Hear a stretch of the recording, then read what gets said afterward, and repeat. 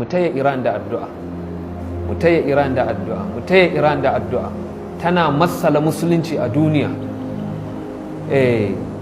Mu taya jagoransu da addu'a, Allah Ubangiji ya kare su. Wannan haɗuwa da aka musu, da haɗe kai da aka musu, da sharrin da ake bin su da shi, alladhina qala lahumun nasu innan nasa qad jama'u lakum fakhshawhum fazadahum imanan wa qalu hasbunallahu wa ni'mal wakeel. Sahabban annabi ne a yaƙi, wani ya zo yana tsoratar da su, yana ce ai gashi can an yi muku gangami, an yi muku gangami. Me wannan maganan ya ƙara musu? Sai ya ƙara musu tsoron Allah. Shi wanda yake yin yaƙi saboda Allah, wanda ya sadaukar da ransa saboda Allah, shi idan an kashe shi ma daraja ne a gurinsa. Saboda haka ƙasan Iran, Allah ya kare ta, Allah ya kare ta, Allah ya kare ta. Allah Ubangiji, wannan zaluncin da aka tunkare ta da shi, da wannan haɗe kan da aka yi, abokan gaban juna su ne suke haɗa kai sabila da aje, kuma ba wani laifi ta yi ba, babu abin da ta yi, ba abin da ta yi, ba ta yi komai ma kowa ba. Hasali ma ita ce wanda a duk duniya lokacin da ake tsananin gana wa Falasɗinawa azaba, ake tsananin lugudan wuta akan 'yan uwanmu musulmi a Gaza, suwaye ne suka tsaya a bayan 'yan uwanmu musulmi, suka yi tsayuwan daka? Su ne duk kowa darewa ya yi tsoro suke ji, 'yan uwansu Larabawa duk tsoro suke ji. Wasu har-haren ma wato da wasu yankuna na Larabawan ake amfani da shi domin a kai hari, a kai farmaki.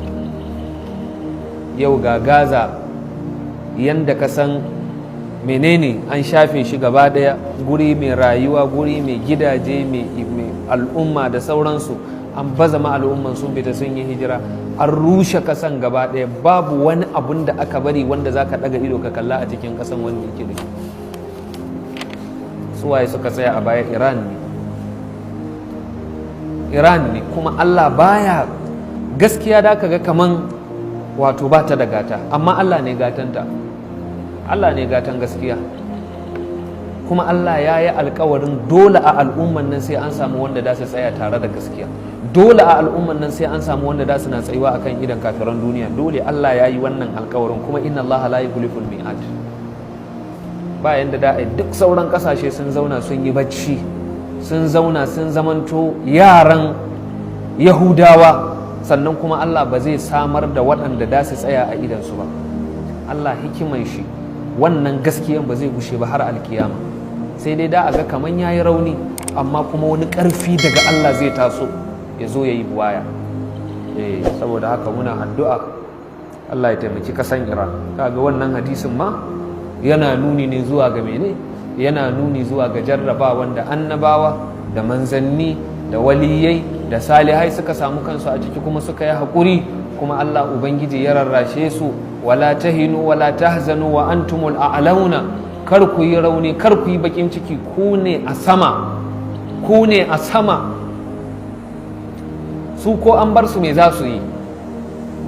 Ba abin da za su yi. Shi dama mumini kowane irin ni'ima kaga alaman yana ciki, lahira ta fi masa duniya wallahi.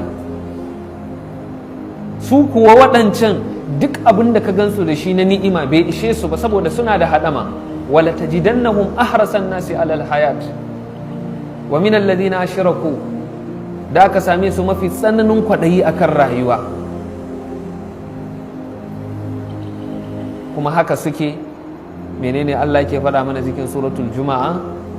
قل يا أيها الذين هادوا إن زعمتم أنكم أولياء لله من دون الناس فتمنوا الموت إن كنتم صادقين.